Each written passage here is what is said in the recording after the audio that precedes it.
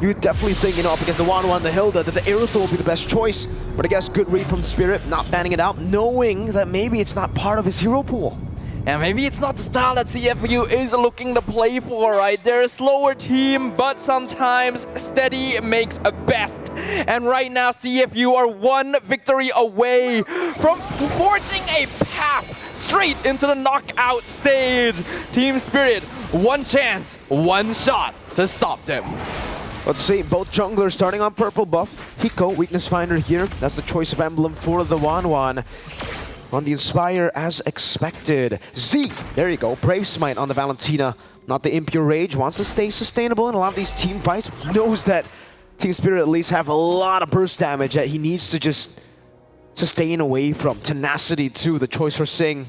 Yeah, they know how much damage Spirit can dish out. Yeah, and it's very suited to the CFU playstyle as well, right? Their goal is just to make sure that they are able to extend and prolong the fights. I also like that there's a bit of a lane swap happening here, right? With Kid Bomba taking the mid EXP and allowing Sunset Lover to take the EXP lane as well, just to buff up the Vexana a little bit more and hold out the lane pretty well against Wadu.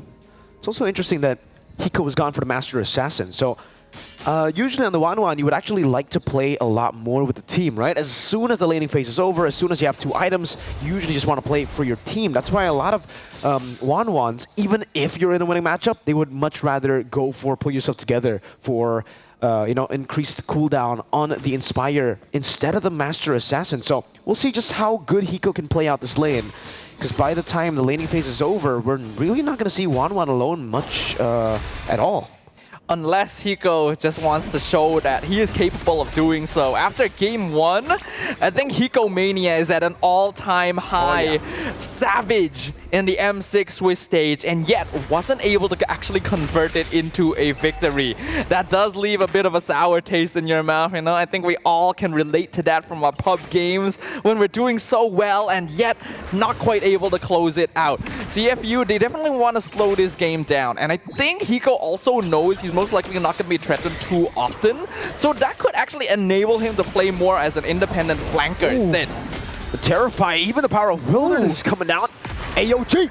2 members knocked up, but they know that they don't want to fight here. Just Wadu popping a Glorious Pathway, and then Team Spirit securing the neutral objective. Again, just like in game 1, TS start off with the neutral objective.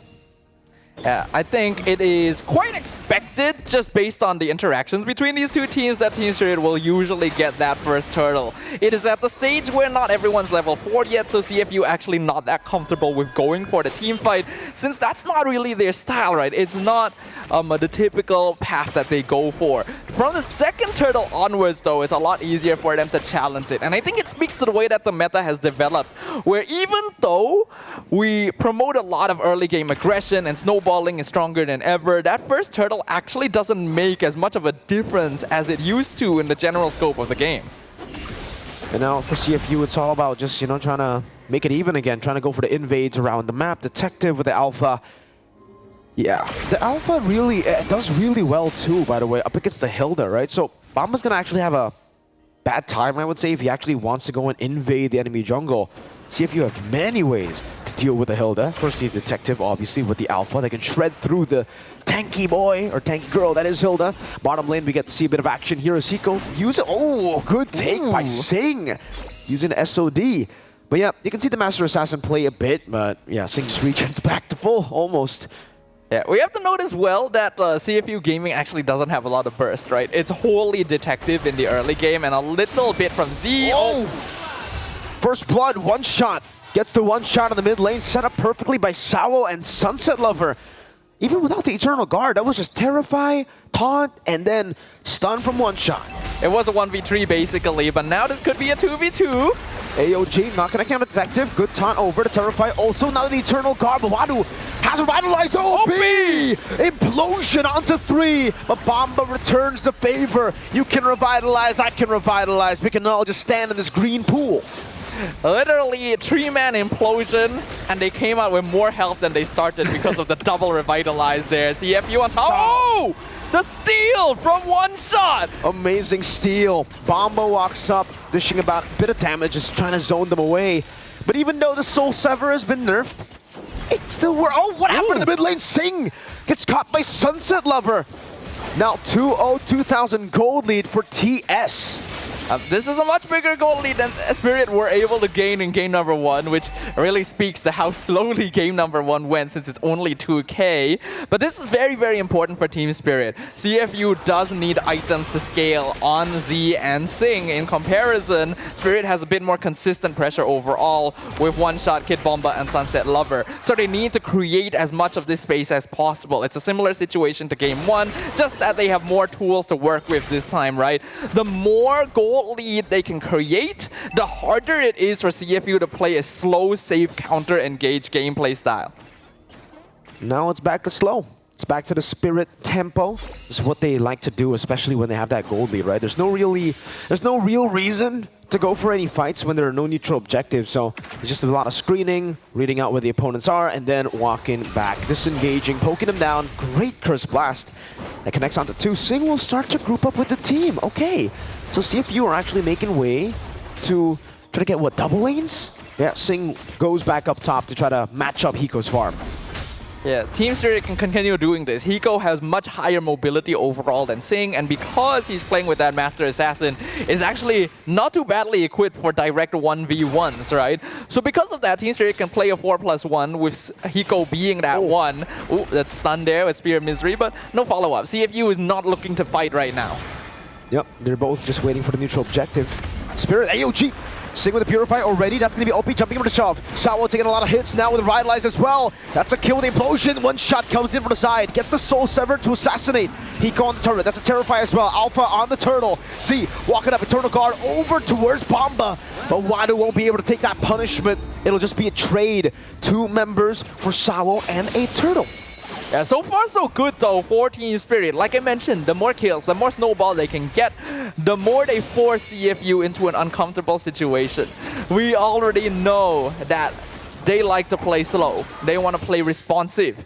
And they're very good at doing that. But if you just run at them too quickly, it can be hard for them to respond. So far, they've displayed good mastery of handling it throughout the Swiss stage. But Team Spirit playing at a higher tempo. Uh-oh, crossbow tang is ready. Hiko doesn't have the Inspire, will decide to pop it, forcing OP to flicker out. So, shock factor engage from OP is down for the next 2 minutes.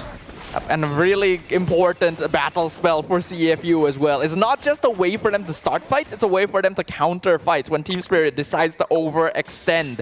So without that flicker, it's a lot easier for Spirit to go for the aggressive positioning in the Land of Dawn and further their goal lead. As of right now, we're 8 minutes in. Only 2k's net worth advantage still for Spirit. So CFU actually not too far behind, but Sing has definitely been affected a good amount. A pretty notable gold gap between the Moskov and the Wanwan. Yeah, and for Spirit now, they're just going to group up, possibly trying to threaten this mid lane take. They did the setup already to actually go for the siege, but I don't know, CFU just have so many... Whoa! Haas Claws on Hiko? Wait, third item has claws on Hiko on the Wanwan. Now that's new. If the Master Assassin didn't show you that Hiko probably wanted to play mostly independent, the Haas Claws should really push that home. Hiko expects to be making plays on his own, and is basically saying to his team, I'm gonna itemize in a way where you don't really need to babysit me, and that way you can open up the map more easily. Hiko can not only go for macro play, he can also escape if CFU decides to try and overcommit on him. So Spirit is going in this angle. Whoa. OP walks up, the AOG will connect onto him, one shot. Gets a stun in the back, Eternal Guard onto 2 as well. Hiko looking to play, the SOD connects, Detective caught in the midst of it all, will be able to survive for a bit, to revitalize too. Hiko unable to find it just yet, the crossbow tang is ready, he will pop it. Hiko on the crossbow tang, and the Inspire. C's next to the chopping block, Hiko looking for the play. C will fall, Hiko, not again, Hiko, you mad lad. Hiko gets another big play. The Hiko mania is real, ladies and gentlemen. We literally said it. Hiko wants to play independent. Hiko wants to make plays happen all on his own. And he is doing exactly that, even zoning out Detective on the Wanwan. Wow. Team Spirit, this has been a secret weapon of theirs for a long time. But he is just getting better and better in every round here at M6. This guy is a beast. Hiko, game 1 with a Savage, game 2 on the 1-1, has Claws, Master Assassin.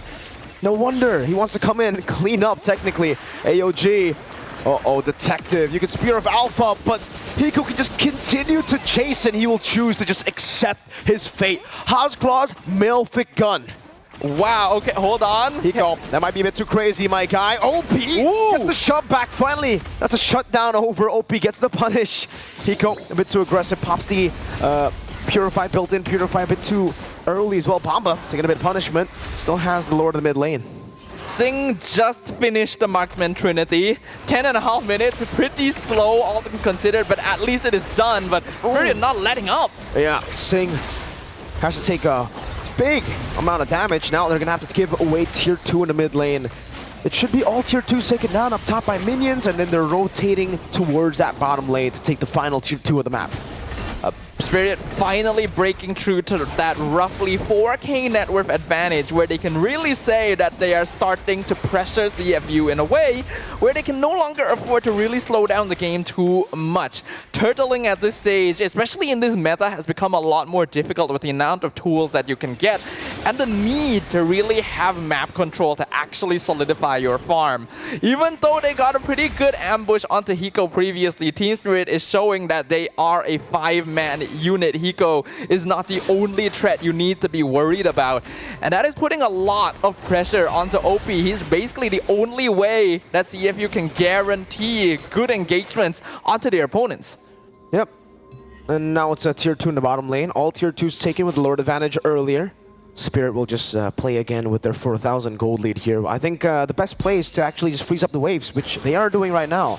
Not letting CFU get near the side lane minions here. They're just going to continuously push in the mid lane, give them a little bit of goal, but this will obviously be to actually get more tempo around the enemy jungle so that they can actually steal away even more resources from CFU and force them to technically just share the gold of the minion waves in the mid lane together, which isn't really too much. Yeah, so CFU, they're caught in a tough spot now. They're just going to be relying on the minions to be slowly pushing back to them to actually get farm. If not, yeah, TS are just going to push in mid again and probably go and try to invade purple. Yeah, if anything, I feel like Team Spirit should actually be trying to push a little bit slower here to maybe bait CFU out further onto the map, because this is a very familiar position for a lot of us MLBB players, right? It's a very unfortunate position as well, where you are behind. You know that you're weak enough that you have to stay as a 4 or 5-man unit to actually go anywhere on the map, but doing so is not allowing you to farm or catch up to your opponents. Team Spirit needs to perpetuate that situation for as long as possible, but forcing the lanes out isn't working. Great play. Oh, 3-man Eternal Guard from Sunset Lover. Wadu, glorious pathway to run away. Good Spear of Misery. Sing and Detective get away. They get the Lord, but I don't know. Is that worth it? I wouldn't say it's the most worth it, because Team Spirit can deal with this Lord without having to break a sweat at all. The minion waves were pushing in for them as well, so CFU actually ended up taking some damage to their inhibitors. And now Team Spirit are 5-man strong and can push, while CFU is still on a 10-second respawn timer. Yeah, this might actually be an end angle for Team Spirit. Singing to be caught out, dismantled, evaporated. Spear of Alpha defensive or just desperately. Hiko will go for it, Inspire in, 13 minutes in. Decisive call from Spirit. Let them take the Lord, we'll take the game. Not a single team here in this bracket is willing to let go of that ticket to the knockout stage without a fight.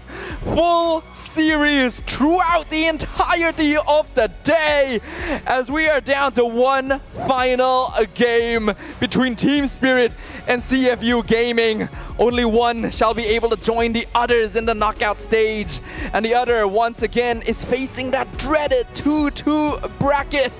Let's go ahead and throw it back over to our panel. If you are still doubting Hiko Mania at this point, why? That was a 1-1 performance of a lifetime by Hiko. It wasn't a savage or anything like that, but it was very clear the effect that the 1-1 brought for Team Spirit. But other than Hiko, it was just great teamwork overall for Team Spirit. I think they won in the draft. I think, they had some clear ideas, and the worst part about it all, it was already mentioned in the cast that unfortunately for CFU Gaming, they didn't have a lot of high ground defense. They don't have the wave clear to protect themselves. So every time they're fighting for these neutral objectives, especially when it comes down to Lord, they can't deal with those minions, so they have to pay the tax. I'll sacrifice 3 members, I have to sacrifice 2 members just to try and blitz it and take it away from y'all. And here we were questioning why the 1-1 had to come early, and it was later on explained by the specific picks on the Vexana and the Gatot. So when Team Spirit draft in the first phase, leaving us questions, best believe the answers will follow through. And was this not what we were looking for? I mean, I specifically was looking for a quick game. I was looking for a plan A, one-way trip to wreck in that base, and they did it in under 14. This is the Team Spirit I was looking for. It looked like CFU Gaming was banking a little bit more on getting those early to mid-game wins around the Tigreal, Valentina, and then the Alpha. But then Team Spirit did something that when I saw it, I was like, wow, that would be annoying for CFU. Double Revitalize. One on the Gatot Kacha and one on that Hilda Gideon. I mean, that's not the only thing they did. They also did the lane swap with Sunset Lover as well as Kit Bomba in the mid lane, right? Because they knew at level 1, Kit Bomba was probably going to be walking away and forced back into a bush most of the time rather than opening up the map. So this way, they maintained information. Hey, just clear out that mid lane real quick. You can take a bit of damage, but at the very least, on your path back towards the top side of the map, you can at least tell us where